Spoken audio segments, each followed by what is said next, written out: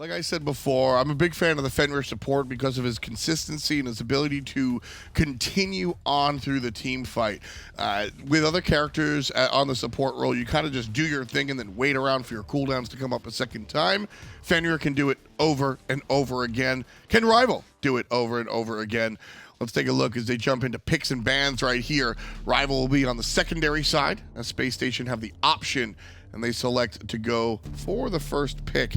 Anything really coming to mind as far as Space Station needing to change their selections? Honestly, I think they're probably freaking out. It was pretty obvious Rival went for the Athena picks, the support picks over and over again.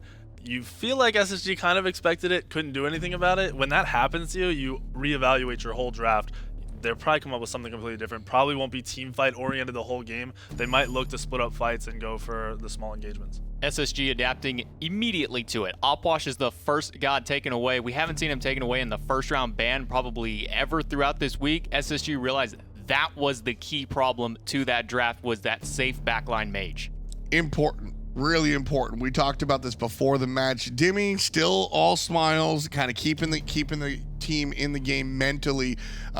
What's it like being on the end of a lot? Because this is one of those losses where you go, we did everything that we thought we could. Like there were some mistakes that happened, but Space Station played well, and they still wind up losing. How are you able to mentally avoid drowning? Well, it's hard to expect anything from Rival. You don't know exactly what's going to happen coming into it, so you're going to have your set plan for the first game. You're going to know something's going to change, and they're already reevaluating. In the middle of that other game, they probably picked out the things that went wrong, the things that they did not like, and were ready to change them for this match. I mean, look at the bans. Opwash and Terra banned off of the top. So now Rival banning out two of the junglers that have been highly contested. Freya is available if Space Station want to go in that direction. Jingwei we've seen picked up nice and early, although I don't expect her to be first selected here. Freya, or is there another choice here? Odin's also available, and that would put a lot of pressure onto Rival. Have to really draft around that one. They couldn't go for the R2 if they wanted to. It would make the Ares a lot more dangerous if they wanted to go back to it, but they're going for the safe option here, getting the Jingwei, taking it off of Vote, who's performed so well on it this week. Vote's been, it's actually interesting. Jingwei is kind of the go-to hunter at the moment, and in addition to that, Vote's always enjoyed the Jingwei and can crush on it. So taking that away is nice, but it also makes sure that BaRRaCCuDDa is going to be a little bit safer. The Whoop's not going to affect him as much, knowing that Freya's going to be on the other side. She's able to get out of the Odin cages. Odin is really represented here. So it's going to be, it's a nice look here if you're Space Station and you're rooting for BaRRaCCuDDa to kind of stay safe. Yeah, I mean, that's what it was. BaRRaCCuDDa wants a safe pick, but Rival's going into this strategy. They have a plan. They're not picking the Freya Odin just for the heck of it, and I think that deeper level that they're reading the game and looking into the game is what you need to be playing for right now. And also, one of the big things that I always bring up is playing your own game. It's all well and good if everybody's playing Fenrir support, but if that's not something you do, well, you just shouldn't give it a shot. We saw a number of teams kind of try that. Freya and Odin, Rival have been playing this since before they were Team Rival. Odin, iceicebaby has run games on this 2 years ago. So Rival are playing their own game, and they're setting themselves up for success. Space Station Gaming, on the other hand, anytime Andinster has Serqet, I'm immediately a little scared. Oh, Andy's Serqet is insane. The one thing, though, that's not really going for him, he doesn't know what the other jungler is. He doesn't know a lot of the matchups. So picking that Serqet, it's I can kill this Freya. He needs to put himself in a situation to just sit on him. If it's in duo lane, if that's a duo lane Freya, he needs to kill him multiple times before level 12. And that's the thing. The Serqet is picked up very early here, but you mentioned you don't know what the rest of this team composition is going to be. This could be the hardest anti-Serqet comp that we see come out of here. I wouldn't be surprised to possibly see an RTO locked in here, works really well up against it, or the Geb, who is probably one of the best counters up against Serqet. Of course, Rival. Weird as hell. We don't know where Geb's going. Any other team, Geb's in support. Yep. For Rival, it could be solo lane. We could see the Deathwalker. To see Ares and Geb in the same solo lane in the same set would be quite a treat, admittedly. That's what put Deathwalker on the map. Not just because he plays it, because he plays it and he plays it well. That's always been the thing. You guys know I'm a fan of the jank. Watching Mouse do what they do was very exciting for me. I love the Nox support. But Rival actually win with their weird picks, and I think that makes them even scarier. Because they adapt throughout every match. If their strategy going into it isn't working right away, they have a backup, they have a second, they have a third idea. Right now, they might not even know where they want those two gods to go, but they know they're going to work in whatever way they want them to. And that's, I got to give a ton of credit to AlphaJackal. We saw this team come here during the summertime. They got trounced by the opposition. And I think that it's not a coincidence that AlphaJackal wasn't here at one of the worst LAN performances that Rivals ever had.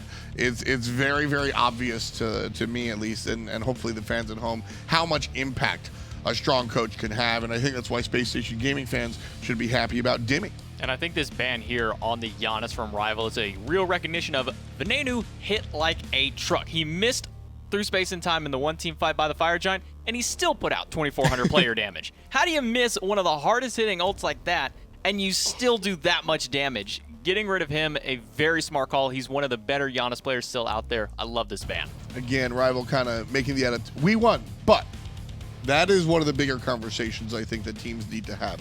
We won, but, and making sure that you're able to win even more securely game number 2.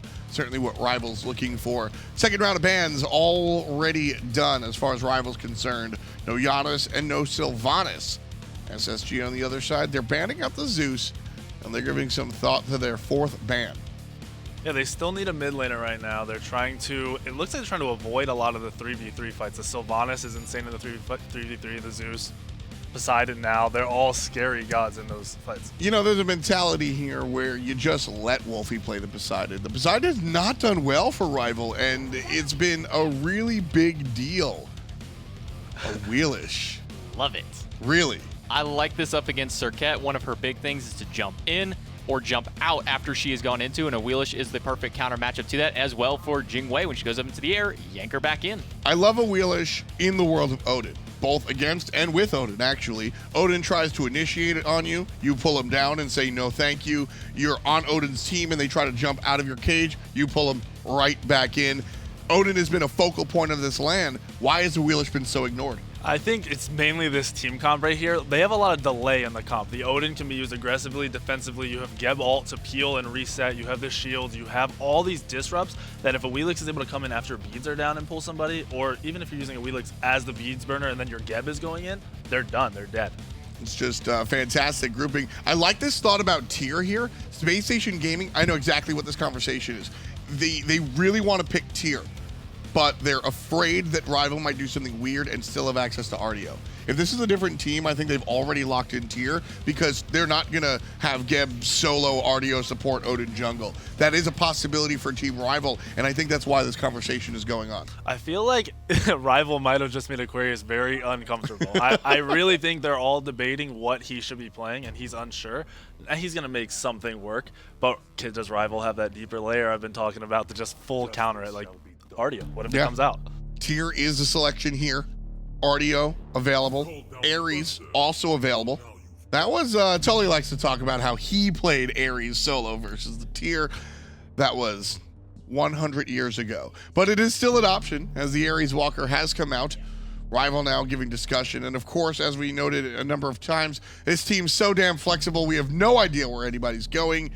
But a Neith hover. Is it going mid? Is it going ADC? I have no idea. I don't know what's happening. You really can't tell with this team, or even just this composition. The Geb, normally we can say exactly where the Geb is going, but with Rival, you just have no idea. Wlfy has played it a little bit. Vote's played it a little bit. Who's going to have better success on it? That's going to be up to Rival's decision, and especially going into what they're facing here. Well, with this locked in, I think we can confirm that it's going to be on the Space Station Gaming side. We can confirm that Andy's going to play Serqet, BaRRa's going to be on Jingwei, and then Tier Cerberus in the short side and the dual lane respectively. Obviously, Raijin over there in the mid. And you don't make a lot of money betting on where Rival put their characters, so I'm not going to do that. There's a lot of flexibility, and I think that's a big part of what makes this Rival draft so effective is the fact that you're sitting there at God trade screen on Space Station side, and you're like, all right, we have our matchup, and then you watch them trade, and you go, Never mind. Whoops. Yeah, well, either way, no matter where anyone goes, that Neith ult into whatever Awilix is trying to do early game is going to hurt. They're going to be fast kills. They're going to be quick. They're going to be disengaged with the Geb. I think no matter where these gods go, as soon as they are able to group up in a little 3v3, 2v2 fights, it's going to work. Perfect mesh. Ice, whether it's on Odin or Awilix, I think it's going to be the same thing. Like you said, Blitzkrieg in the early game, look for the repetitive fast kills and try and get the ball in their court as quick as possible. Rival and SSG, two fantastic drafts so far. I just want to get into the action in all honesty. We're finally going to see where Rival are lined up. Hindu Man, take us away. Thank you, Tom. I'm so excited about this one now. Rival up 1-0. This is only a best of 3. Maybe if they meet at the World Championships, if they both get there, it might be more than best of 3. But let's see this as a little tantalizing taste of what we've got to come for you next weekend, let alone the rest of this week. How long do you think it's taken Aqua to be convinced by Dimmy to play tier? The very moment that Dimmy gets signed on as SSG coach, he goes, "Hey Aqua, you considered playing tier recently?" And Aqua may just look back at Dimmy and go, "Actually, you're a 2-time world champion. I'll pick it up right now." At some point, I think Aqua is just going to get a little tap on the shoulder. He's going to slowly sneak out of the chair. Vinny will be doing something, won't be paying attention, and Dimmy's going to jump right in and play on the keyboard. I didn't even think about that. Keep an eye on that Aquarius cam, boys and girls. Make sure Dimmy's not in that seat. That's against the rules, just like somebody else. We'll talk about that later on. On with the game we go, though. And the one thing I'm looking forward to is, question for you. Does Andy stay as far away from iceicebaby this game in the early game? Is he looking to gank exactly the opposite areas where iceicebaby will be at? No, I actually think it's the opposite. I think really? that Andy needs to be the aggressor in this matchup and try and find the corners around iceicebaby and be the aggressor and use ambush as the, I've already killed iceicebaby, so now I can leave sort of tool. Deathwalker. That's not the solo lane, Deathwalker. Oh, he's been doing this. He's going for the red again. This time, once again, last time he did it too, Spacestation Gaming have a ward here, so they know this is going on. And look at the rotation from Venenu to try and deny this, but he's being cheeky. Sneaky Venenu waiting for the damage. And that's not enough damage to get the kill of the red buff, but it's enough to force Deathwalker off, especially with Jeff showing phase 2. But this has opened up a window on the left-hand side for Rival to look at the purple. Wlfy doesn't get to red in time, and it looks like Ven won't actually miss too much out of that minion wave. He missed 2 melees worth of experience, 3 melees, and all of the archers worth of gold, but he still hits level 2 and he prevents Deathwalker's start from getting him ahead in that solo lane. And it looks like blue was not stolen by Spacestation. Yeah. Iceice was able to solo that down by himself. So really no harm for Deathwalker really on that right-hand side. He falls a little bit behind, but so does Ven. Andy's behind though too, and now Andinster versus iceicebaby's on, but level 2 for the iceicebaby. The pre-beads didn't find it. Great thunder crash from Venenu just in case. Good call from him. And I was just about to mention the pathing at the start of the game. We didn't get to see it on camera, but iceicebaby goes speed into blue, ignores the black harpies to make sure that Aquarius and Andinster can't go for that pick at the blue buff. And Andy still being level 2 means he's got no fight potential at this point in the game. Ven is hit level 3 though, and so he has a lot of fight potential. Raijin level 3 is absolutely excellent. You get a big slow, you have all your abilities, you've got your leap that also mezzes. But level 1 Serqet, very, very good at clearing buffs, not so good at taking these fights. And as I was saying, I think that Andinster should be the one trying to aggress onto iceicebaby, trying to get the jump on him.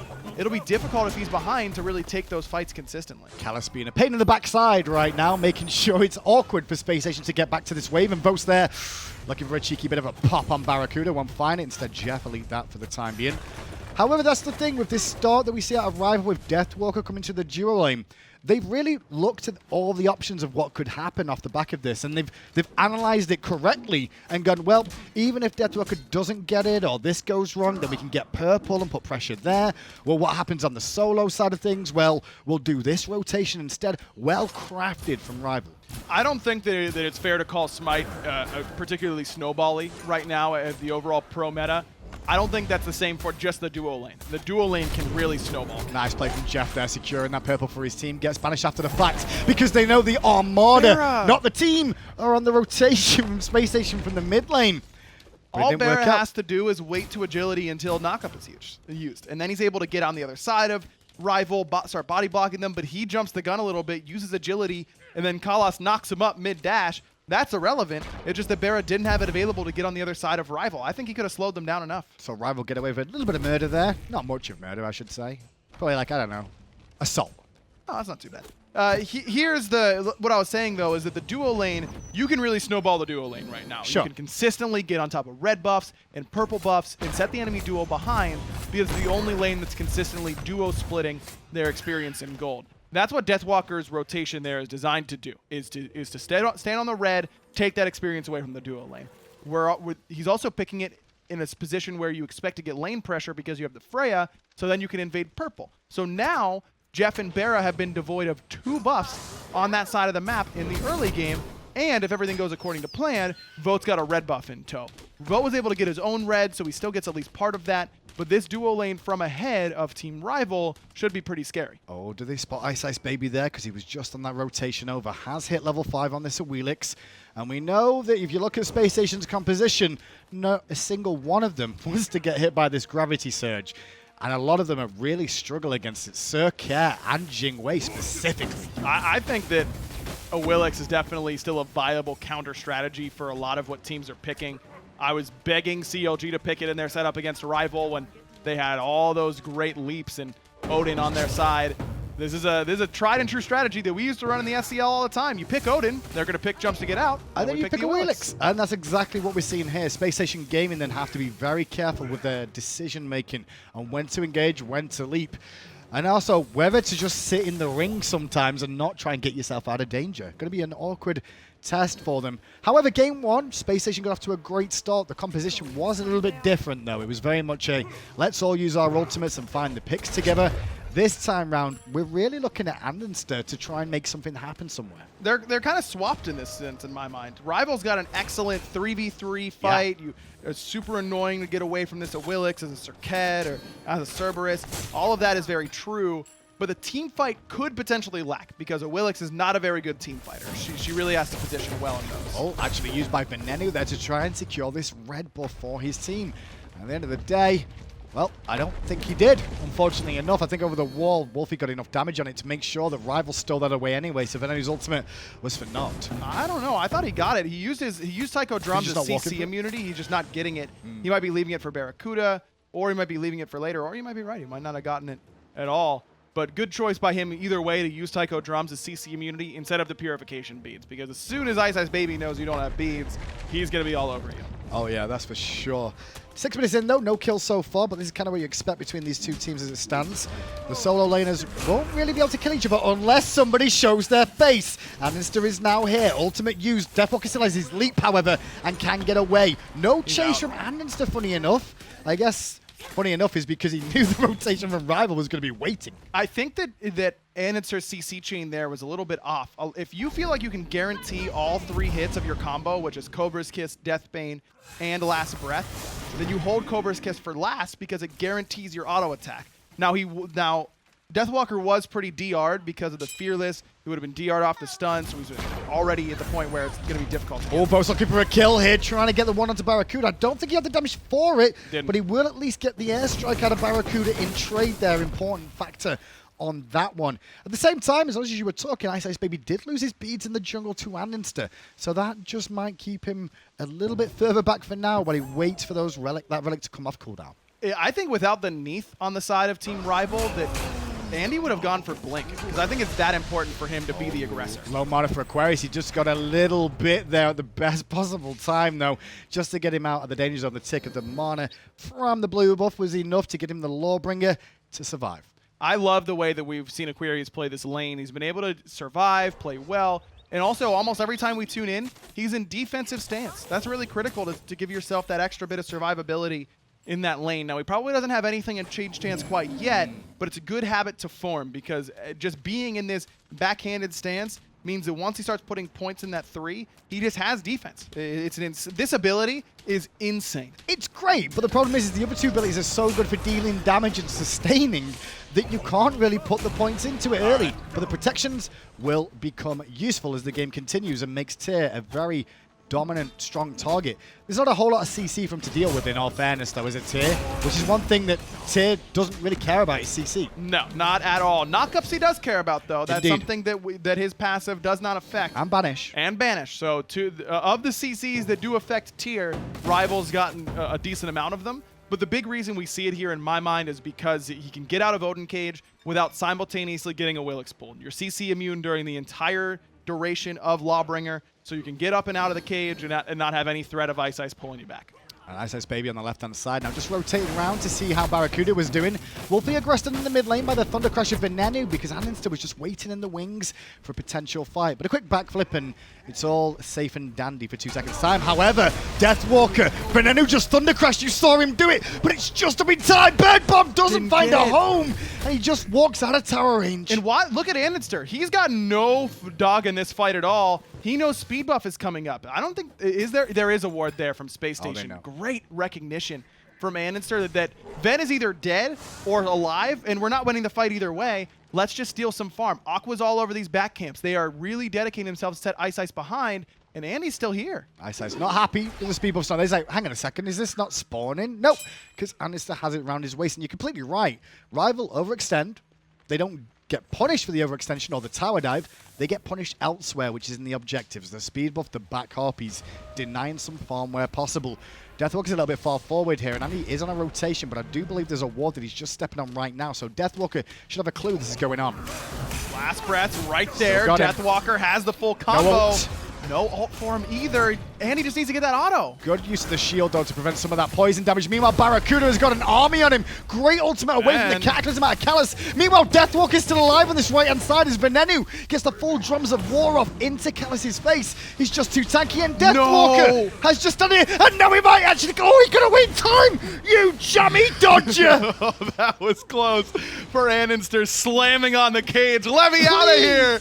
I'll do anything, and finally is able to get himself out of the danger. Good job by Deathwalker to survive, but again, Andy just couldn't find that auto attack. People really underestimate what makes Serqet so good at killing people. It's really that passive, man. It does so much of her damage. Yeah, still though, no kills in this game, even though we've seen plenty of action so far between the two. Deathwalker and a lot of threat there, still survived. He was so calm under pressure, quite clearly, to be able to deal with both a Tyr and a Serqet in that scenario. Very, very much so. And that's Deathwalker, man. He has those moments where you just go, it's unreal what he's able to do. And surviving in that position, not superhuman, but definitely impressive. And he immediately walks back to the same spot where that fight all started from in the solo line. Oh, so I'm just going to put some wards down here. Vote with a nice banish on BaRRaCCuDDa. Barra had beads, and, well, that's the benefit of a Jingwei against this. He's still going to get hit by a World Weaver. Jeff can't prevent that. He was trying to with all his might, but it just wasn't going to be the case. It's not going to make too much of a problem, though, as BaRRaCCuDDa does have Devourer's Gauntlets and has plenty of sustain. Vera is really far down to Vote at this point. I mean, being down 2.5 levels against the Freya right? is a lot. It's the purple buff invades, it's Vote being on top of these red buffs. It's really been Rival consistently putting pressure on the duo lane. Rival really looking confident all over left-hand side of Space Station Gaming's jungle now as the red buff spawns once more. Andy and Venenu have been forced back towards the mid lane as a mid-wave is coming in. And keep an eye on Deathwalker even rotating around the back potentially if required. Rival are really like taking control of half of Space Station's jungle. It's been a dedicated effort. There's no doubt about it. And in giving Vote all this farm is definitely a good look for Rival, because Vote has been, you know, as I was saying in the last game, is iceicebaby the carry? Is it still Deathwalker, whatever? Vote has been, for my money, the go-to primetime performer for Rival for some time now. The man is a monster in the duo lane, and let's give him arguably the best god in the game, and let's give him all the farm in the world. Got to give Vote some credit, though, because one of his biggest issues through the years, he's been around the scene a long time, even the Justice days. Yes, he was a member of that squad that when, well, SK levels of talent and performance, I should say, not necessarily talent, but then he's found a bit of a transition here. His biggest issue, personally, was always not looking at the minimap and being too aggressive. But he seems to have toned that back over time and really is starting to recognize the windows when he can get aggressive and not be punished for it. He's got an incredibly low death count on LAN, some of the best KDAs on LAN of any player since he's really joined this Rival squad. And he's going to be a bit careful. Has to use the beads as the gravity surge after the fact from iceicebaby was on point. Jeff, though, pulls in two. The drums are there, but he got pulled against the wall. The wall prevented it more than anything else. Unlucky. And the option is failed. Nice little ring as well, though, from Deathwalker after the fact, because it does prevent a little bit of movement and attack speed, too. That's still 4 ultimates used by Team Rival. They really committed to that fight. Only Vote didn't use Valkyrie's discretion because it wasn't part of that fight whatsoever. Whereas on the other side for Space Station, Ven and Jeff used their ults, beads used by Andy, but At the end of the day, that's not too bad for SSG. The graphs come up now. You can see it's almost a 3,000 gold lead for Rival so far. No deaths, but 3,000 goals, just kind of showing you that this slow but steady rhythm Rival have had through the first 30 minutes has made a huge impact on this game. Absolutely massive, and a lot of it is on this left side, so I love Rival coming over to this left-hand side. Let's force fights around gold. Anywhere vote is, we are good to fight. Anywhere vote is not, is it really worth fighting? Especially with the second relics online too now, right? Like multiple members of Rival, almost Callus too, have that secondary relic, and they're so critical at moments like this, and I think that's one of the reasons Rival are heading here. They haven't backed and got those yet, so they don't have use of something like an Aegis, and as we see, Aquarius is on the way in. Andinster really worried about getting towards his Gold Fury, but Cage comes down and keeps everyone out. Remember, Andy, I don't think still had his beads after the last little skirmish against the Gravity Surge of iceicebaby. In goes Aquarius, though, with a big old Lawbringer in place, too. But where's the backup from the squad? Venenu had no ultimate there. Neither did Jeff. Didn't find anything of it. Gold Fury to Rival. And it didn't really cost him much. That was perfect from Aqua. Great blink engagement. Sure, he gets the 2 tanks, but they had used some abilities. They were kind of low. You don't want to bring Kalas too close to your team because of Cataclysm, but Ven got stunned by Wlfy's World Weaver. If that's a full Raiju Percussive Storm combo, Space Station are walking away with a bunch of kills in that fight, but Wlfy uses World Weaver defensively in the midst of a team fight, which I think is one of the hardest things to do as Neith, is find your spots where you can do it safely, onto the right target, at the right time. That was a great job by Wlfy to save his frontliners. Aquarius over on the solo lane has Andinster now rotating around. iceicebaby and Deathwalker are both here, and Aquarius is baiting a little bit, and I think that's what they were looking for, is Ice, but quickly Suku comes into play, as does Deathwalker with the ring down too. But beads were used by iceicebaby there, so a small victory for Space Station on the right-hand side. Deathwalker blinked to receive the last breath. He blinked right on top of Andinster so that he got hit by that Serqet ultimate. That's dope. Instead of iceicebaby. Normally when I say get down, Mr. President, I'm thinking about the life of the party ultimate, hopping in front of the coffin. In that moment, Deathwalker makes it hapen. Bit of a gank situation in mid there. Wlfy's just lining up that World Weaver for a second. One of the benefits of having that Neith is just channel it up so you get the full duration, as well as, especially with out of vision, you don't know it's coming until it's too late. Even over the short distances, that can cause more problems. And he's going for that Magi's Cloak to give himself the ability to use ambush without fear around iceicebaby, which is a good idea. Iceice was looking for something similar, and then decided, nah, I just want more damage. Aquarius comes in, but a great Cataclysm from Callus prevents Aquarius from doing anything. And Deathwalker drops the ring just as Aquarius appears in it. Are you serious? Good ult from Jeff, though, and a good leap away, but a straight away Iceice goes, no pooch, no escaping this pound. First blood for Rival. Jeff tried to jump away and forgot that Iceice still had the leash on, got brought right back, and now it's Pyromancer for Team Rival. This lead that they got on the left-hand side is great and all. They take the fight around Gold Fury. Now let's transition it over to the right-hand side. Anywhere vote is, Rival can fight. 6K lead so far for Rival. Is now Aquarius surrounded by 3 members. Lawbringer Fearless keeps him topped up for now, but he's still going to go down. However, on the left-hand side, it's a 1-for-1 trade at the same time. Andinster, did Andinster die there? No, he survived. No, he got Iceice. Iceice who falls. Iceice got picked, didn't have those purification beads, and Andinster's last breath was up, and no one was there from the Secret Service to keep it away from iceicebaby. Not this time, anyway. Exactly. However, the Tier 1 tower falls straight after for Rival, and the biggest thing so far is the gold lead. It's really good in this situation for so low in terms of kills. And now Space Station has to do to Rival what Rival was doing before, but if Rival are able to sneak away this fire, it's going to be difficult. They got to know, right? Everyone's missing on the map. The Gold Fury's down. Tier 1's down. Everyone's still missing. Jeff is on his way. So is Venenu. There's only 2 members here. It's going to be a big play. Venenu's ult is very early, and maybe that might stop DPS. Jeff went for a play over the wall. Didn't happen. Venenu couldn't find it. World Weaver's stopped by the beads, but now Deathwalker's got him in a ring. Vote able to bring him down. I'm a little surprised that Jeff isn't willing to get in there and get his hands dirty to try and steal that away. It's a suicide mission, there's no doubt. It really was. But Rival getting a Fire Giant already up 6K at 17 minutes is also kind of sealing your own fate. Well, Space Station did get a Tier 1 and Tier 2 and left at the same time. They were across the other side of the map, wouldn't have been there in time by the time they realized what was going on. However, that's already been answered back by this Tier 2 in the mid lane. And you've still, as you said, got that Fire Giant around Rival's waist. Plenty of time for Rival to get things going in their favor yet again. Andy, The only one with a kill so far for Spacestation. This has been methodical for Rival. It's just consistently putting pressure on the duo lane, get vote ahead, and let's take a fight. And Spacestation don't, and then Spacestation are smart enough to understand, oh, this is a bad fight for us. Vote's too big. BaRRaCC can't really do anything here. Let's wait.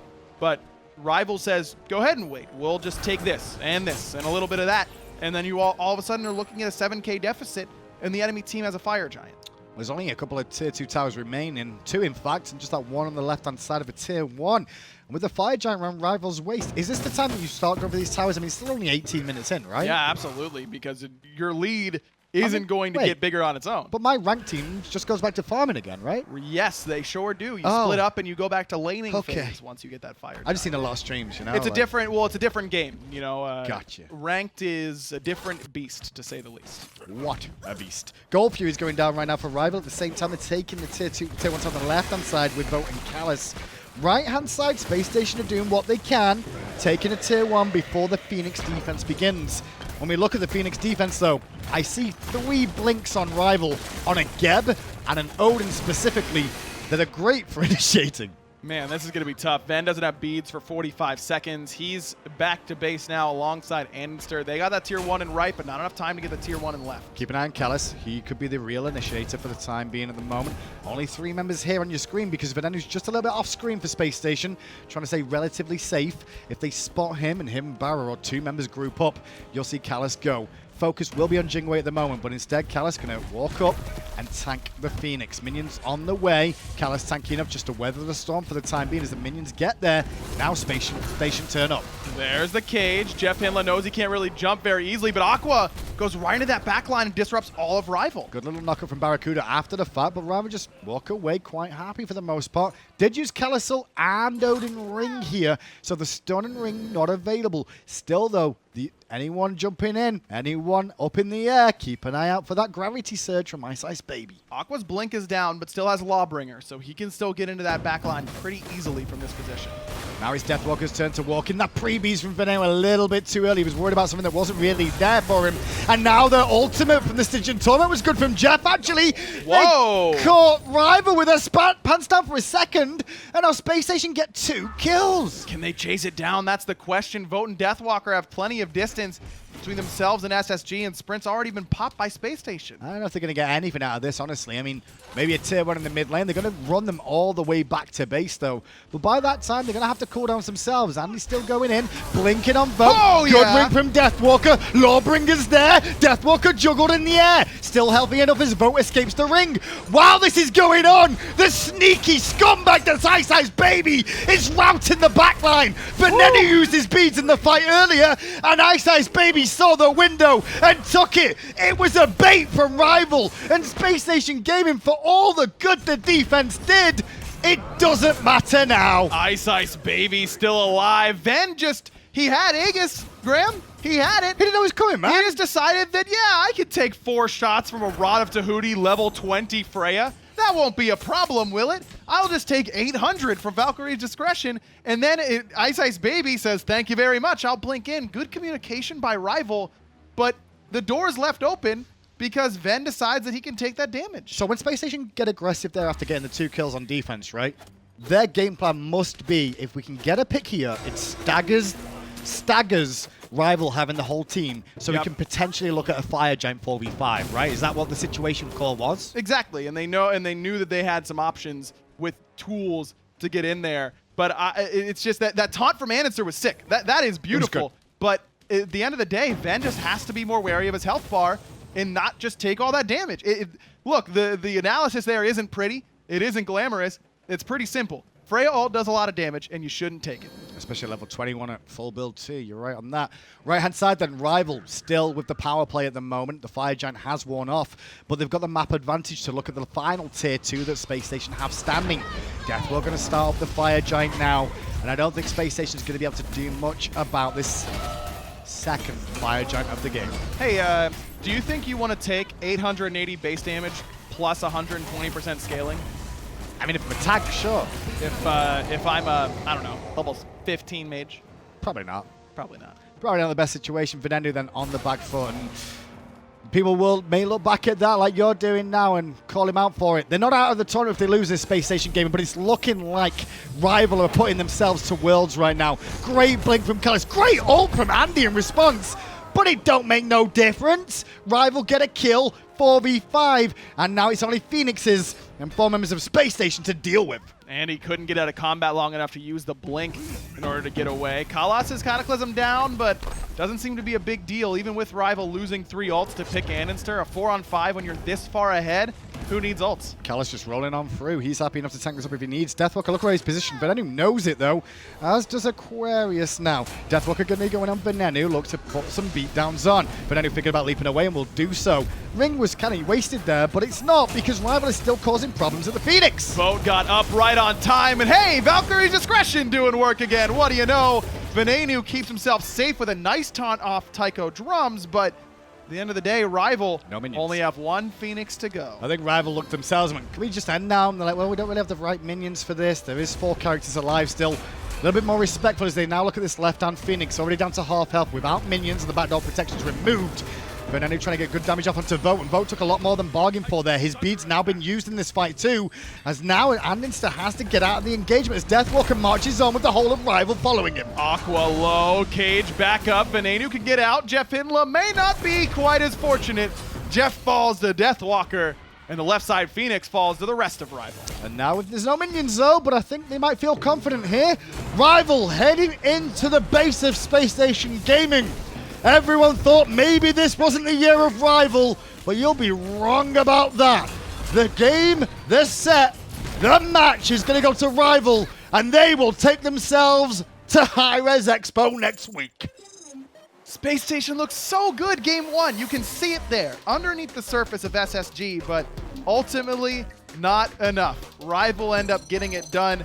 The Freya for Vote was phenomenal. The play of Deathwalker on this Odin. The Awilix pick, it may not seem to have done a lot on paper, but it really did dissuade Space Station from playing aggressive in all these lanes. And now Space Station has to go down to the lowest bracket and figure out what went wrong. Really solid from Rival though. You can't really fault them at all. Game 1, they were against a composition that was all about picks and ridiculous ults from everyone that is very hard to deal with, but they still battled through it and did what they needed to in the team fights. What? Hygiene is important, Graham. He's making sure that everyone is nice and ready for those handshakes with his hand sanitizer. I mean, to be fair, I think iceicebaby needs some of that because some of those plays he did was dirty. That's what it is. I don't think he's got... His hands need a bit more of a clean than some of the others. Dibby feeling what it's like to lose a game for the first time in a while. But, you know, he's part of Space Station now. So, business as usual. I'm not too worried about Space Station. They showed me enough there that I do think they're still in the running to go to hi-rez Expo. Yes. They definitely still have that great potential. Andinster played really, really well this set. I think that is encouraging if you're a Space Station fan. But it's that mental block. I'm telling you, there's just something that they just can't get over in order to beat these European teams. Space Station should have won game 1 of this set. I'm so confused. They use hand sanitizer and then hug. Well, yeah, not everyone wanted to use the hand sanitizer. But that doesn't make sense. Like, hand sanitizer, you shake hands then, right? Like, right. Wash their bodies. That's what you do. Wow. And you can hug and you'll be fine. I'm not going to hug you. That's just weird. I can't believe Rival won that. That was really quick. And it was an awkward game, too, because of the whole fight of the situation of there wasn't many kills. It was just tactical, executed, jobs are good. So, as I said, Space Station looked great at the beginning of game 1. They have 1 or 2 bad engagements and lose the game off of it. And I think that the mentality for that team still has something missing. When they go up against the best of the best in the world, they get off to great starts, something goes wrong, and they never recover. Well, it's time to break it down on the desk. Rival 2-0 over Space Station Gaming. Fantastic job by the Europeans. Fantastic job on the call, boys. Great job, Hindu and Aggro. Thank you for continuing to do your best. Rival certainly did their best here. 2-0ing Space Station Gaming, a team that, frankly, shouldn't have been 2-0'd. No, not at all. I mean, they're never expected to be 2-0'd when you have world champions on your team. You have a new coach coming in who's supposed to make the world a difference. Kind of was a letdown to me. Game number 2 is told by the post-game stats, brought to you by Access Replay. One of the more lopsided matches. I mean, 4 deaths in total for Team Rival, and across the board on SSG, 0 kills for Aquarius. Sure, JeffHindla's the support, but just not enough offense, I feel, coming out from SSG. SSG just playing into the hands of the EU meta, what Rival loves to do, just wait until 20-25 minutes, and then Rival just goes off. And unfortunately for SSG, they're just not able to pull it through. damage numbers in this game certainly speak for themselves. 16-1. Vote MVP, vote NBK, whatever his name is. He's your Steel Series most valuable player. Fantastic job here from the carry. Vote. What a fantastic game from him. Look, you're coming into these matches, and obviously the rival, the European teams, want to play for the late game. That's where your mages and your hunters come into play, and Vote did more than he needed to win these games. He took over. We spent most of the post-game in game number 1 just talking about how strong his positioning was, and the replays really speak for themselves. He's very cognizant of where his teammates are. He makes sure to always be behind the tank, make sure when he is aggressive, right here's a perfect example, when he is going to go aggressive, this is one of my favorites, he's going all the way in the Titans room, but then makes sure he lands on the other side so he's safe and sound.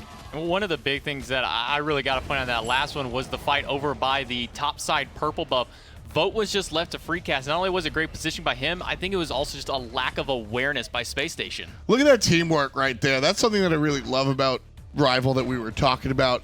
The Neith ult, Vote's walking in that direction. The Odin knows that he can blink and be that far away from his team because he trusts in the follow-up. Vote just goes to the sky and puts him down. Yeah, he uses ults perfectly. We talked about the positioning of purple buff. That was throughout both games. He was in and out in the right times, ulting in the right times. You have to give it to him.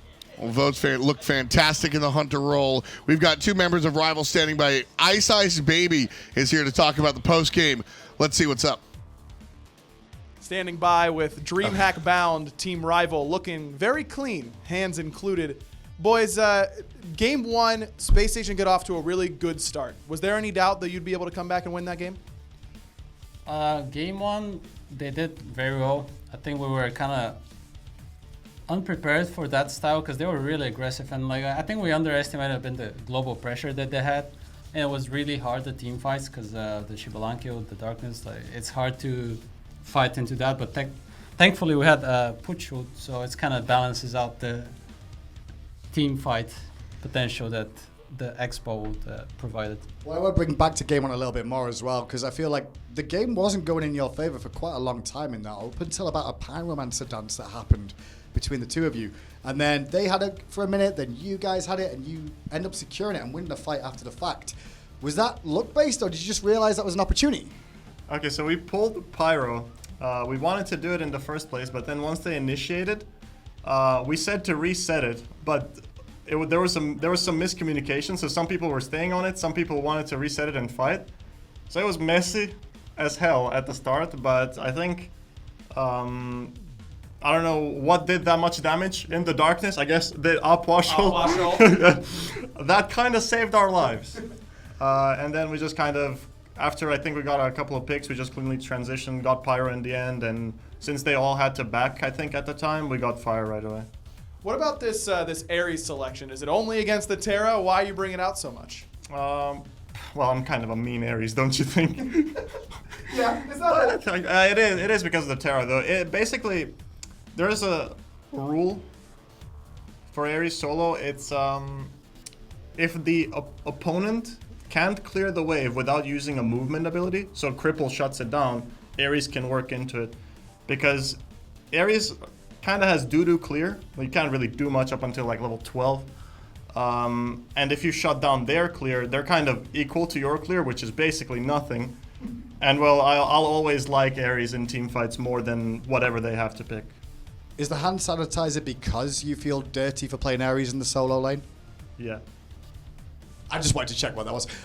Last final question before we let you go. Honestly, with how this has been so far, you guys as a performance for the year, is this where you want to be? Are you happy with your performance so far? You've had trials and tribulations a bit more so this year. Can you tell us any more about that? I guess you I think as a finals split of the year, I think we had a bit of a shaky performance so far, but we're slowly getting back into shape. I think by the time we go to DreamHack, I think that's where we should peak, and I'm happy that we're not performing to our best, because that means we can only go up from now. Do you think it's the haircut for Deathwalker that's doing it? I mean, the new look, DW. I think it might be part of the success. Dude, I actually look so sick. Can you believe that I'm still single though? No way. With that haircut, no. That. Man. And those shoes, nice shoes. Bro, have you seen the shoes? They're looking clean. I got a leather jacket packed as well. Man. Ladies, it's game over if you're anywhere around Deathwalker. Congratulations, guys. Well, you'll be looking good at DreamHack as well. Good luck as well in your seeding match. Thank you. Thank you.